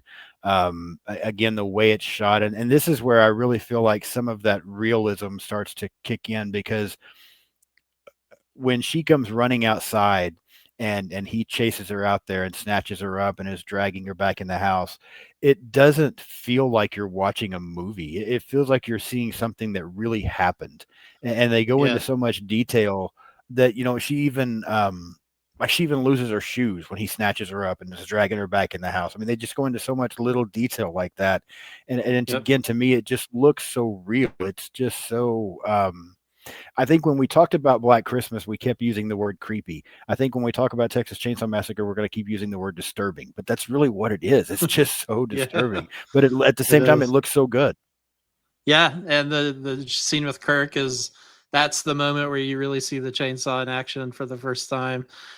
Yeah, But your eyes are filling in the blanks because you're literally not seeing anything. You're seeing a guy on the table going like this, and Gunnar right, Hansen going like this. That's it. right, and And then and Pam in the background on this Pam is hook. screaming, yep, Yeah, on the hook, yeah, writhing around on the hook. It's just some yeah, actress standing there doing this, but it's right, amazing, and it's that's the movie magic that is so brilliant because it gives you that you're like he's chopping him up into pieces. That's insane. We've never seen this before on screen, right. and you're not No, seeing it now either. yeah, that's what I was about to say, and I completely agree. But it's just that because, again, it's that you're not really seeing anything, but you're seeing everything. I mean, your Yeah, imagination is going crazy because, and I mean, everybody has something they like. I'm not against the when you do see things. I like Art the Clown. It's extreme. I like Victor Crowley. It's extreme, but with some of the stuff that they show, and it's effective, but it's effective in a different way. You watch Art the Clown do the things that he does, and it's almost funny because it's just so over the top, right? right, Yeah, he's exactly, creepy, but the kill scenes are almost funny because they're so over the top. This right, isn't funny, but you're not right, seeing any blood whatsoever, and it's just right. it's so powerful. It's Yeah. not funny until TCM2, which I can't wait to talk about that too. I know. Yes, exactly. Total shift there. Um, Yeah. yeah. So then we do cut back. So we've got our first two kills here now, or what we assume are kills. Pam's not actually dead yet. We find out, but we kind of cut back to the others. They're all kind of outside. They're waiting and they're talking. We get more of Franklin. Jerry decides to go look for the others, and initially Sally wants to go with them, but he tells her no. He's going to go look, and something very important, just to, again, we talk about the small details and how important they are. When Jerry comes across this house, um, what causes him to go inside is the fact that he sees Kirk's sweater laying there on the rail around the porch. Just such a minor detail like that. Had he not seen that sweater laying there, he might would have knocked, not think anybody's home, or maybe not even got close enough, because then he Yep. sees the sweater that leads him to the door, and then when he's at the door, he's hearing noises and wondering if that's them in there and what's going on. But again, I like small details like that when they show you, set things up for you. I think that's great there, and Yeah. his kill, in my opinion, is very similar to Kirk's, because he's in there looking around, and again, Leatherface comes, through. He also gets hit with this hammer thing. It's a very similar kill, but I still think it works. The one thing about it that we get that does make it different is he finds Pam in the freezer before he stumbles Yeah. back out of the room and gets hit.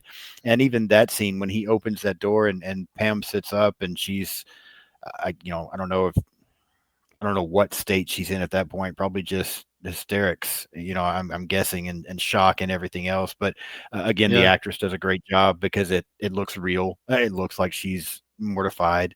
Yeah. And then we get his kill. Um, your thoughts here? Anything different than what we've already discussed? But your thoughts on Jerry's kill? No, not really. I didn't know much about that one, but I did want to say that I appreciate that you mentioned whenever they were doing the suck the finger thing that they actually had to cut her razor. So I was really happy to hear that he didn't actually have to bash anyone's head in with the hammer um, Yes. Yeah, to I'm, get I'm these glad they didn't shots. have to go that far either. I feel like we would have had some issues. But yeah, so but yeah, They're going for that's the true. realism. I'm just saying it's a That's set right. piece. So. So with him being dead as well, we now cut back to this van, and darkness has set in. Um, and here we've already talked about it, so I won't keep harping on the boy. But we get some more interaction between Sally and Franklin, where Franklin's probably the most annoying he's been at the whole time, because Sally is wanting to go and try to find everybody else now. Franklin doesn't want to go. Yeah. They argue over the flashlight, and then finally he agrees to go with her. But then as soon as he's like, I'll go with you, I'll go with you. And then as soon as they start walking off, then he's back to immediately, Sally, I can't keep up with you, Sally. And I'm just like, oh my God, shut up. Like, I need this guy to stop talking. Sean, But Sean's like, oh, Sean's like, here, bring out the chainsaw, kill the guy in the I'm telling you, wheelchair. because that's coming next. As they're going through this darkness, Leatherface pops up out of nowhere outside, and this is the first chainsaw kill. It's funny to me that that's what Leatherface is known for, is the chainsaw, but he only kills one person with the chainsaw in this first movie. Yeah, that's The true. rest, it's the hammer that's killing everybody else. But Yeah. yeah, we Leatherface comes out of nowhere and ends up killing Franklin, and I think this is what started people beginning to cheer for the villain, because I've never been so happy to see someone get killed in a movie in my life.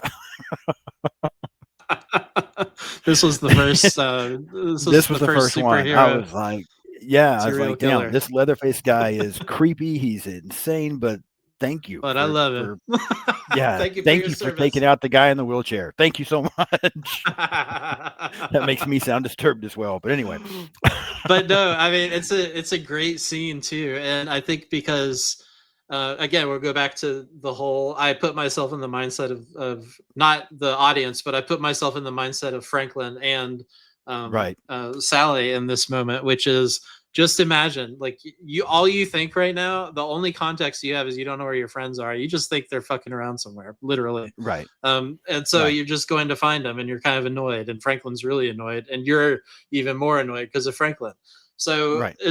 that's all. That's the only context you have, and then all of a sudden, out of nowhere, because you don't have any of that low hum music either, so it's even less of Right. a context for you. Yes. This big dude again, and a tie comes out, and this time he has got a chainsaw, not a fucking hammer. And Hammer then with a you're chainsaw. it's just in the middle of the woods. Yes. This is this guy with the chainsaw. So there's no time to react. What do? You just let yourself get killed. Yeah, pretty much. And again, it's exactly like you said. There's no sound for this that leads up to it. There's no warning. It's just he's there. He is, and still you don't see much here either. I mean, it's not like there's blood Yeah, splattering everywhere while he's doing this. But you know what's happening, and it's terrifying. And of course, Sally gets terrified and takes off running. Um, we've got Franklin dead. We've got Leatherface kind of chasing Sally around now. She ends up first going into the house. She's up there and she finds the what she thinks, I think at the time, are corpses of the old man and the old woman. Turns out to be Grandpa. She finds those and ends up jumping through the first window. You brought that up earlier that she jumps through windows pretty on the effectively. She second goes, fucking floor. Damn. yeah, she goes through the first ones, which is pretty impressive. But even still, I like this. I like this chase where Leatherface is chasing her around because here, you get a little bit, here and there with music, I guess, but most of what you're hearing now is just the chainsaw Yep. as he's chasing her around. And again, it's just to go back to that word, it's just so disturbing watching this big hulking guy in this crazy mask and his apron and his little tie chasing this woman around in the forest with a chainsaw, and you're not hearing the typical like what we get today of the really intense theme that's playing while all of this is happening. There's no score going on that's drawing you in. It's just a chainsaw, and it's And terrifying. screaming. Yeah, Yeah. and screaming. There's a lot of screaming. Um, Yeah, that's one of the things that I just love about Sally. I think we were talking about Final Girls. I think she's probably the best at seeming afraid. yeah, She just seems so terrified, and the she close-ups, really some of does. these close-ups they have of her, especially in a scene we'll talk about later, are just Hmm. so. She just looks so truly scared, and her reactions are so real, again, to use that word, like Right, when that in that brilliant chase scene. It's brilliant because again they don't do that theme for you. They're not saying you're supposed to feel this way. They're letting you feel it by seeing it happen. And right. you see he's close. There's no like, we're gonna frame the shot and see her running towards me. We're gonna see how close he is Yeah, by he's doing right it there. far away. And Yeah, he's gonna get, and sometimes he's right on her too. And right. it's, you feel like, oh, every time he gets really close. And so I think that it's a really scary chase scene, even though it's so simple.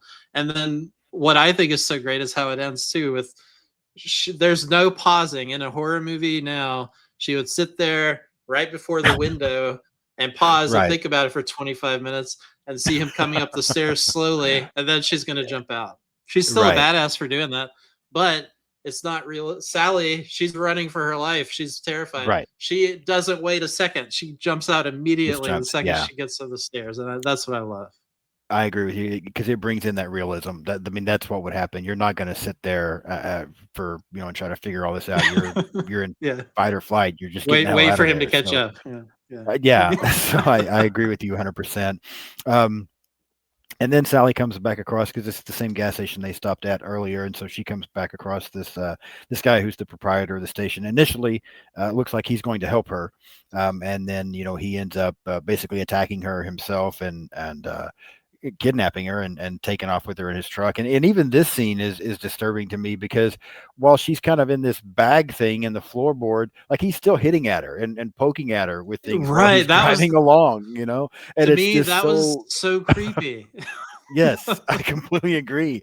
Because later he makes a statement when they're at the dinner table that he doesn't take any pleasure in killing, but he sure seems to have a lot of fun just poking at people. I mean, he really is enjoying himself, just Yeah. hitting at her and poking at her while she's there in the floorboard. And again, it goes back to it's just, um, it's creepy, it's scary, it's disturbing, and it seems so real. And it's just, yeah, I think again, it's another great scene. This movie just keeps bringing them up one right after another, and Yeah. then we kind of get this now to where this family concept is being introduced because the hitchhiker shows back up. The comments get made that Leatherface, the hitchhiker, is actually who we've that's the first time we hear Leatherface. The hitchhiker is the one that addresses him as Leatherface, and we find out they're brothers. And everything that's going on here, bringing Sally in, they end up tying her to this chair, um, kind of getting ready to set up the end of the film here. Anything you want to point out here where they're kind of starting to bring the family together? The cook, the hitchhiker, Leatherface, all of this. Anything stood out to you here? Yeah, actually, I realized something in my notes that will take us back to when they first got to the gas station at the beginning of the movie. Sure. Um, Yeah. but that one guy who is sitting there, the attendant who is sitting there, not the old man, but the guy with the like red hair or whatever.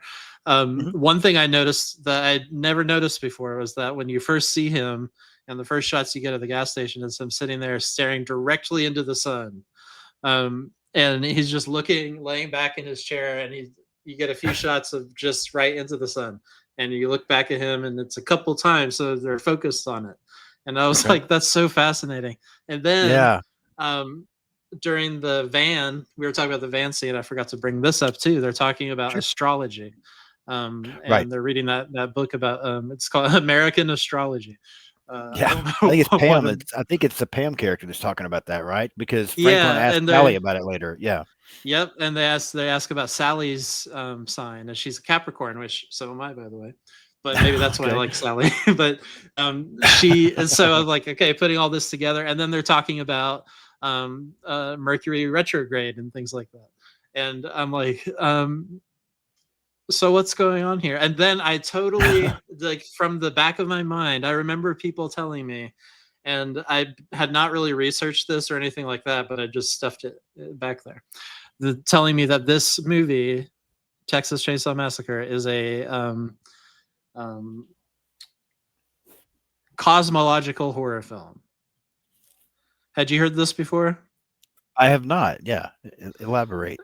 Isn't that fascinating? It So is. I'm like, I have not heard the this. idea, I can't, I haven't researched it well enough to know like the whole theory behind this, but because of those different elements that I talked about, obviously there's something going on with the cosmos here, Right.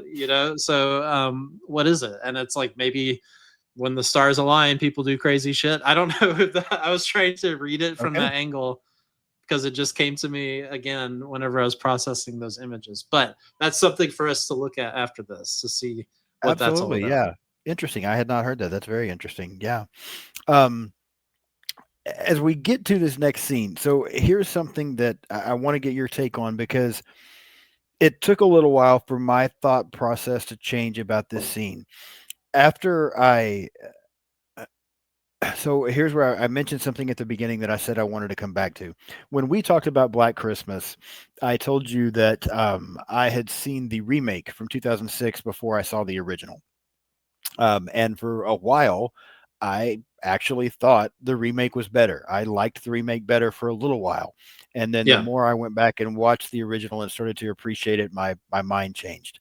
Now, I right. saw this original before I saw I think it was 2003 with Jessica Biel, Yeah, before I saw that remake. However, when I first saw that remake, I thought it was better than this. right. I liked that remake better. Part of the reason that I felt that way, part of the reason that I was a bigger fan of the remake than the original, because this next scene in the original, I thought was the only part of this film that seemed to drag a little bit. And I wasn't sure if I liked it. And I'm hoping that I can bring that together in a minute because my viewpoint is starting to change on it now. Okay. But I felt like as they get her tied to the chair, for a while they're tormenting her. She's tied there. They're all three sitting down there. She's screaming a lot. They're mocking her screams. So they're all kind of screaming. And it's just it's chaotic, even though there's not a whole lot really happening. It's just people sitting there screaming. But again, it's the sound. You're just hearing all these different screams, and Leatherface is making noise. Um, I felt like this scene drug a little bit for me back the first few times I watched this movie. I was like, okay, this has been great, and now we're just all going to sit around here and scream for a while. Like I just felt like this scene was taking too long. Um, what I'm starting to realize now is that before I thought I just didn't like this scene because it was taking too long. That's what I thought. I'm beginning to think now it's not that this scene is taking too long, and it's not even that I don't like it. It's just again, it goes back to that uncomfortable word.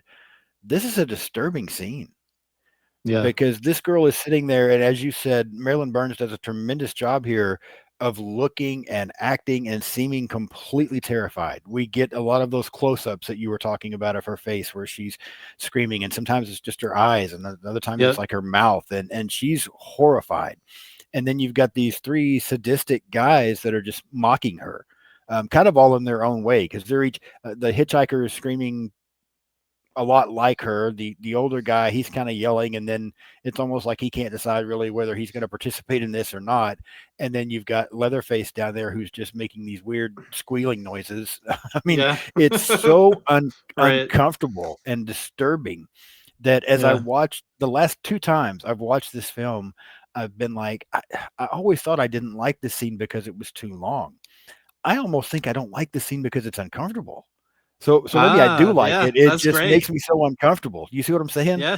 I think you What are nailed your it. thoughts here? I mean, Yeah, I can't explain your feelings to you, but I think it gets to something in horror, which is true. A lot of times, people in the horror community will say, "I hate that movie," and if you get down to it and figure out why, a lot of times it's because it made them sit with something that was really uncomfortable for them. yes, You know, exactly. and maybe you still hate it for, and that's okay. You know, it doesn't matter. But I like that for you. It kind of enhanced the experience of the scene, and I think it also has a practical use, which is we were kind of just introduced to Grandpa. We'd kind of seen him before, but they're dragging him Right, downstairs now, and so this helps us sit with the family and uncover their dynamics all together. And so we're learning about each of them. That's the first time we kind of realized that the guy at the gas station may not be as into it as some of the others, right. but the longer he sits there and is like egged on by everyone else and he's feeling it, he also starts to let loose with some of his craziness, which we Yeah. know is pent up because he was poking her in the head. um and Yes. so everyone's personality is on display at this dinner table, and that's how it is in life too. Like we get gathered together at our Thanksgiving table, and we all are fucked up families and we're all Absolutely. sitting around coalescing and we're all screaming inside like Marilyn Burns. So I Right. think that that's why this is a Thanksgiving movie. Yeah. Yeah, you know what? I agree with you, and I think, kinda back to what I was saying because, you said I might still hate the scene. I think as I started to realize my thought process here, I did initially, but the last time I watched this again, it's so funny that we both seen this movie countless times, and yet there's things that we still pick up on, even Yeah. our last viewing, and just in my last watch a few days ago, I thought that again. That scene gets started and that's all going on, and I'm like, here's the one scene I don't like about this movie. And as I sit there and I'm watching it, I'm like, you know what? I like this scene. I just don't like Yeah. how it makes me feel. Uh, Yeah. but but that's what's great about it. That's what makes it such a good movie is the way it makes me feel. So my Yeah. view has finally changed on that. That I do like the scene. It's just so damn uncomfortable. It's just so Right. hard to Right. watch. And It is. yes, then Grandpa is down, and he's sucking blood out of Sally's finger, which is also disgusting. So fucking I gross. love Uh, that moment. Is just like, to me, that's one of the most disturbing moments. It just enhances everything, and the sound. That's talk about yeah, sound design. And now I know it is real too. That's just, and yeah, the fact that, and it's this thing you don't know, is that actually a guy in there, like a person that's alive? right, Is this, what is this? Is right. this some skin they put on something that's, but there's something in Yeah, there because it's sucking blood. What's going on? It's so disturbing. it is. Sally ends up fainting, and then as she's back, they decide that as they're going to kill her. They want to let Grandpa do it because he's supposedly the best, right? So they're going to let Grandpa kill her this time, and you get a somewhat I don't know, maybe this starts to give you an idea of what the second movie was going to be because it's almost comical watching this scene here where they're trying to get Grandpa to use the hammer to kill her, but at Yeah. the same time. even it's disturbing because if you put yourself in Sally's position, it's Terrifying. funny. It's somewhat comical for us to go back and see it, and they're trying to get this old man to use his hammer, and he keeps dropping it and that kind of thing, and everybody's trying to cheer him on. Yeah, okay, it's almost like, oh my god, but put yourself in Sally's shoes. This is fucking horrifying. You've got these guys Yeah. holding you down there. They're trying to get this old man to hit you with the hammer, and a couple of times he does hit her, not hard enough to kill her, but he still hits her, which has got to hurt. I mean, you see her To head draw starting to blood. bleed from when Yeah. he gets her a couple of times. Yeah, so again, it's just so uncomfortable. I mean, that's the word for this movie. But even this scene Man. is just so rough, and it's I don't know. Maybe in some ways it's the silliest scene of the movie with them trying to get Grandpa to do it. But even it is just so strong and uncomfortable, in my opinion. Um, Yeah. It is yeah, it is silly, but I think that's also part of the genius of Tobe Hooper, which is he could do something so extremely dark and make you laugh at it, you know. And yeah, it's crazy to think that you have this however old, this ageless corpse of a vampire cannibal yeah, who who's like they're like he's the best, and yet he right, sucks at it because he's he's yeah. just dropping. It pretty much is. It is. I It's just good. love it. It's funny, but like, it's so. But that's also like part of what makes living in places like kind of close to where I grew up so terrifying because there's people who are kind of like they are. It's so funny because of how absurd it is, but they could be legitimately that crazy, you know. Right.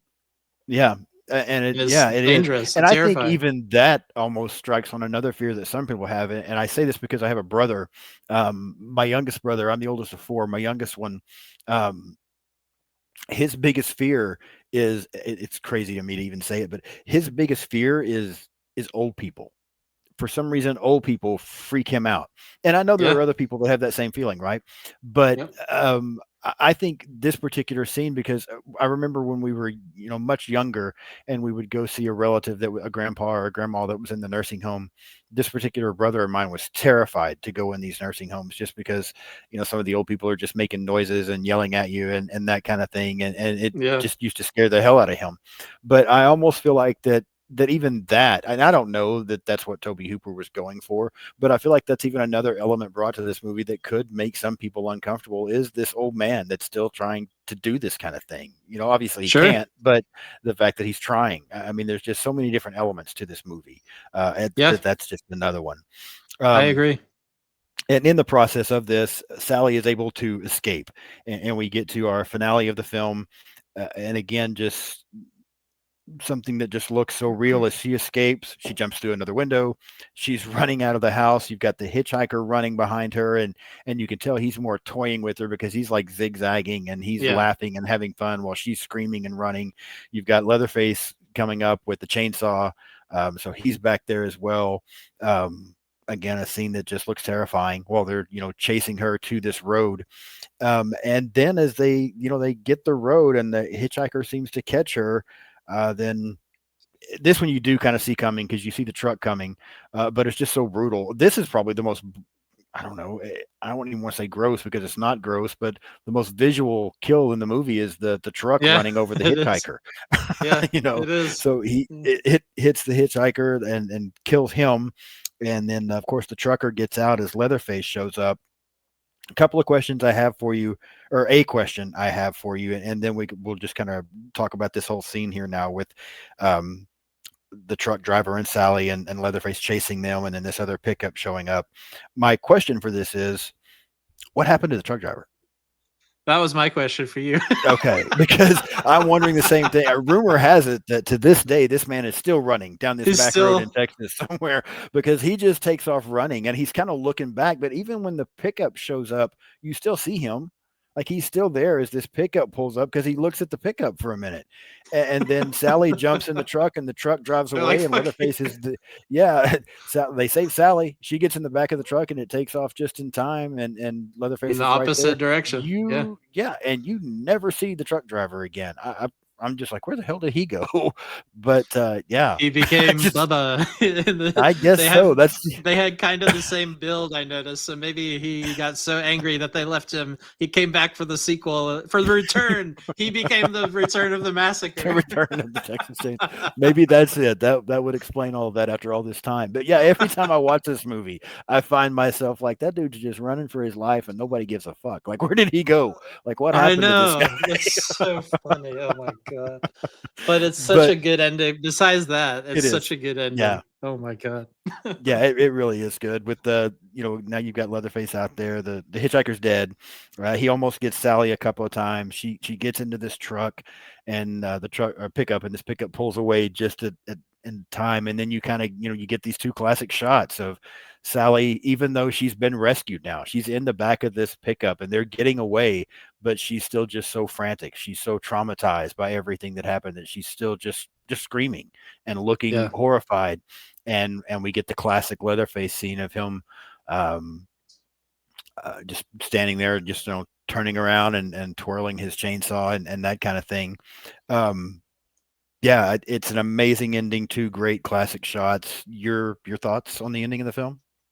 Yeah, chilling. It leaves you with no hope because Sally got away. Yeah, That's great for her, but she's certainly not happy about it, and she'll be traumatized for her entire right. life. And the only person who seems happy is Leatherface himself, who's dancing with his chainsaw in a beautiful Yeah, sunset. So I yeah, think that he's pretty happy doing what he's doing, and we'll see him again in the sequel. yeah.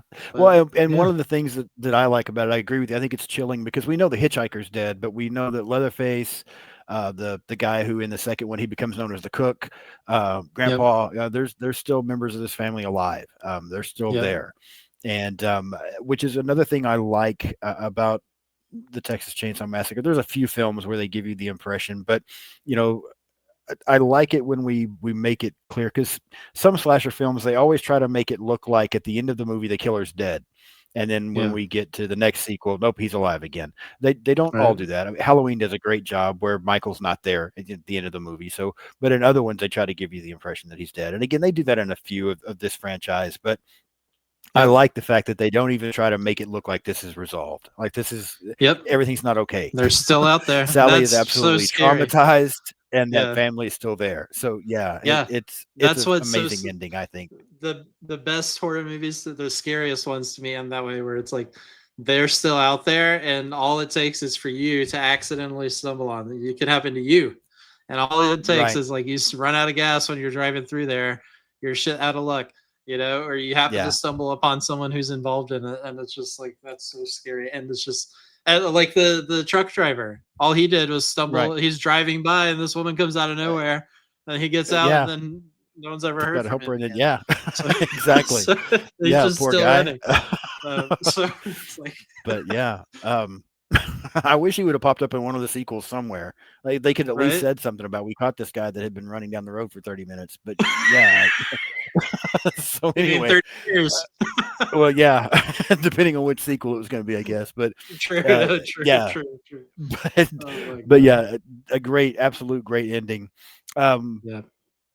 anything else you want to mention or talk about on this film before we give it a rating that we haven't discussed? Let me consult my notes so that Sure, absolutely. I don't forget anything. After we have our rating, I have a surprise. Okay. Awesome. Absolutely. Okay. No, we covered everything in my notes actually. Okay. Yeah. Perfect. So with my rating scale of being 1 to 10, Isaiah, what would you rank the Texas Chainsaw Massacre from 1974? This movie is a perfect 10 for me. This movie is brilliant. Okay. Um, well, once again, you and I completely agreed that the OG Black Christmas was a 10 out of 10, and we are going to agree on this as well. That Texas Chainsaw Massacre is also a 10 out of 10. For the longest time, I think I would have rated this movie more at about an 8 because of that Yeah. dinner scene bothering me. But now that I understand why that dinner scene bothers me, it's a 10 out of 10. Yeah. Yeah, Yeah. I just went for so long thinking that's a long drawn out scene. But now I feel like that's a terrifying, uncomfortable scenes. So yeah, Yeah, it it's gives it brilliant. that the other part that's needed. But it's funny because you and I, and again, like you mentioned, one of the great things about the horror community is everybody can have different opinions and everybody's still accepted, that kind of thing. You and I see this, and we've talked about so many things about this movie. We see it as a 10 out of 10, just an Yep. absolutely amazing film. I know other people, and now because I learned what I learned about myself from that dinner scene, I know one person in particular, um, and I won't name any names. They don't like this movie, and Right. they don't like it though because of the sound, because there's too Yep. much screaming, because of the Mm. close-ups of Sally's face. There, all of these Mm. reasons that they don't like this movie. They're just like, I just don't like it. It's just not any good. And I'm like, oh, it Uh, freaks you the fuck out. That's why you that's don't like it. why. That's why psychological, yes, terror is Yes. coming for you, whether you like it or not. Yeah. So, but again, I mean that's fine. Everybody's entitled to their own opinion. But I do wonder that Yeah. sometimes because you and I talked about that is for the people that don't like this film. I wonder why. Is it because it really fucks with you? Maybe it's why you don't like it. So Lots just of people maybe can't something to sit like think about. I really think that with I know a lot of people who don't like 70s movies, like blanket statement, I don't like 70s movies and horror. And I think it's because of that thing we're talking about, which is there's a lot of silence and a lot of think silence is super uncomfortable for Yeah. people just generally actually in our society because we're just used to noise constantly. Yeah. So I think probably that's that, and I'm imposing this because I don't know the person you're talking about at all. Right. So that's all. That's my No, thought. I agree with you because I this person also doesn't like being still. They can't hardly sit still for 30 Oh, minutes I and know who you're they're talking about. restless and want to go. So, but yeah, so yeah, it just but again, everybody's entitled to their own opinion. But for me, this Yeah, is a masterpiece, such an absolute amazing film. I do look forward to you and I being able to go through over some time all of these sequels and get to yeah, that's share gonna be different fun. opinions because I feel like this franchise is it's kind of all over the place. There are some crazy things that happen in this franchise, but yet there are some amazing things that happen in this franchise as well. So Yeah. it'll be fun to go through all this. You mentioned a while ago you had a surprise. What's the surprise? Yes. All right, let's bring the surprise. Hold on a second.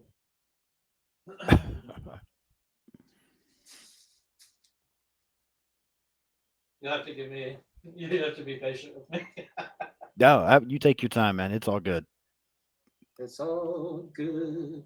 Was there? Oh, I wish there was a Texas Chainsaw song that I could sing while we were watching. Hello, Sean. It's the wolf. We finally get the wolf. How are you? I'm doing good, Wolf. I'm Eh? trying to pass kidney stones. How are you? Ah! Oh, don't tell me that. That is awesome. Yeah, see, we have the same shirt. I see that. Wow. Okay.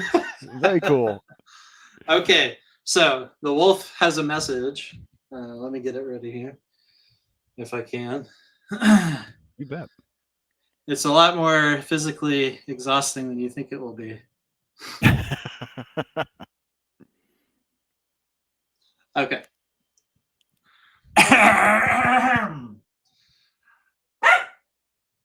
That was my dog. She's my dog is terrified of this guy. She That hates is him awesome. That makes it when I even bring him better. out. She goes. Hold on, I got That makes it even better. Judy. I have to do this. So when I try to record videos with him, she's like, okay. Okay. 4 seasons of horror, patter of blood drip, quiet groan of tearing flesh, spring evenings with you. I press the knife thus to pierce your heart like a rose, summer ritual. The dead fall like leaves that gather along rock walls. Autumn blows brisk. That was a poem written by Gunnar Hansen. That is incredible.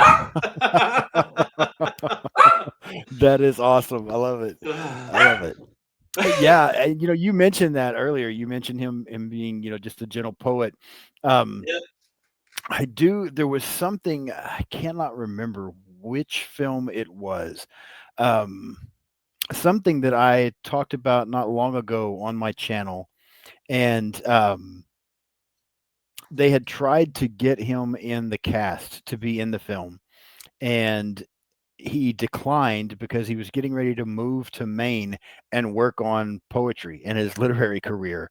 And then he later wished that he would have Oh gone back and wow, got to be in the film. And I am drawing a complete blank on which movie that was, but I came across that recently. So, yeah, just the interesting. fact that he was such a gentle poet and Yeah, then yet did such an amazing job of playing Leatherface is just so crazy to me. But yeah, that was awesome. I'm so glad the Wolf was able to give us that. That was incredible.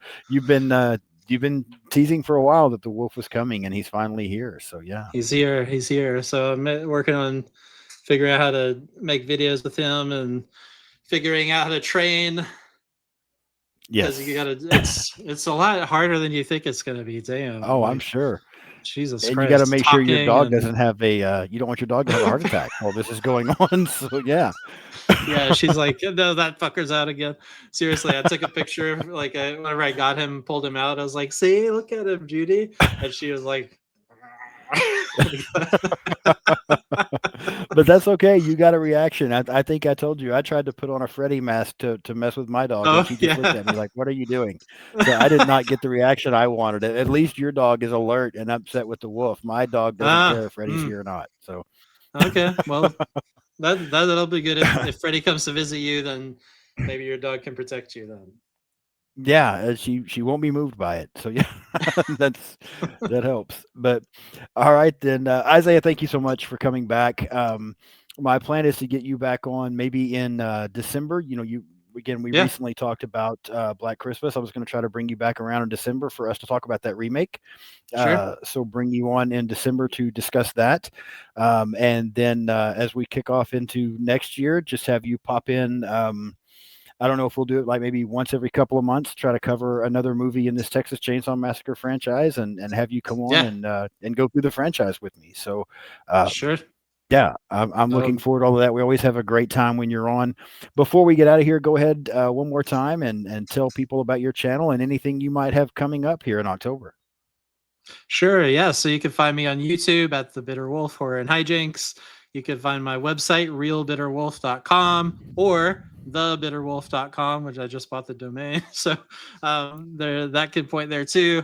And you can find my project at the Horror Mosaic, horrormosaic.com, which is my main project that I'm working on right now and all of that. So I have some episodes coming up for Horror Mosaic, episode 30 with Evatris Littles, and episode 31 with Sean's Horror Corner.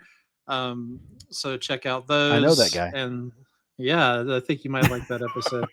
Um, but we'll see. So the end of the year, I'll be taking off like a month or two for my own stuff, but I'll still appear on other people's channels too. So Okay. that's it for me. Sounds great. Well, again, thank you so much. If you don't follow Isaiah, go do so now. Great content. I really enjoy his episodes. I finally just got to get around to. I'm so behind because I've got so much stuff I try to listen to, but Yeah. I just Yeah. got to listen to your episodes. Um, Sick shit that you did. I think there were a couple of Oh, episodes there. yeah. Yeah, I got to go back and catch up on those and That's really fun. enjoyed those. So, Yeah. yeah, there's a lot of great stuff out there. So go give him a follow. Coming up here on the Horror Corner next week. Basically, next week is going to be me and that horror couple. They're going to be on twice next week. On Monday, we will be talking about the original Halloween from 1978. And then on Thursday, we're going to talk the original Friday the 13th. So Robbie and Kaylee will be on with me to discuss both of those. And then I'm going to try to get them to do the same thing you're going to do with me and just pop on periodically and go through those franchises as well. Fantastic. But that's a lot of movies. so, That's so we'll amazing. I have to love it though. see. Yeah, so we'll see how that plays out. But definitely looking forward to having them on as well. A few other things that are planned coming up in December if all goes well. And again, you know, it's such a busy time because of the holidays and everybody having schedules. But I am planning my next live. It will be a couple versus couple versus couple if it all Oh, works out game night. So the plan for this is again Robbie and Kaylee from that horror couple Brendan Uh-huh. and Sam from Our Life in Horror, and then Yep. Bo and Kayla from Critic After Dark Ooh. are all going to be on. And they're all going to be going against each other in a trivia matchup for a book that I got that is Black Christmas trivia. Hey. So it's going to all be questions about the film Black Christmas, and as couples they'll work together, and we'll see who wins. That is the plan for my Oh, next good. live, Okay. as long as that works out with everyone's schedule. And then Yeah. again, the only other thing that I will mention coming up next beginning of next year, even though this is a horror channel, we're going to start bringing in a few different things next year, very periodically. Won't be all the time, like once every 2 or 3 months. um, I mentioned along the way in this that I was a big superhero fan when I was a kid, DC primarily. I'm still a big DC fan. And so, about once every 2 or 3 months, Brendan from Our Life in Horror and I are going to be going through the DC movie universe. So we'll talk Justice League, we'll talk Aquaman, we'll talk all of that kind of stuff, just to bring something different to the horror corner here once in a while. So, yeah, a lot Cool. of fun stuff coming up. Really excited about it. Looking forward to it. If you haven't subscribed yet, please do so. Like this video today, leave me some comments. Let Isaiah and I know what you think about the Texas Chainsaw Massacre. Do you love it as much as we do? Do you think it's a masterpiece? Or are you one of those people that it makes you uncomfortable and so you just say you don't like it when you're really scared? It's okay. You can tell us. That's fine. But yeah, leave us some comments. Let us know what you think. Again, like, subscribe, follow me on social media. I'm pretty much on everything out there: Blue Sky, Instagram, Threads, TikTok, X. I even have a letterbox. So yeah, follow me on social media. Do try to follow back as much as possible, as long as you seem like you're a real person and not a bot. And as long as you do like horror. Sometimes I get people that follow me and then they talk about news and politics and fashion and everything else. And yeah, sorry, I don't follow that back just because that's not my thing. But it is what it is. So, yeah. Thank you again so much for watching, Isaiah. Thank you again for being on, and yeah, I will see you soon.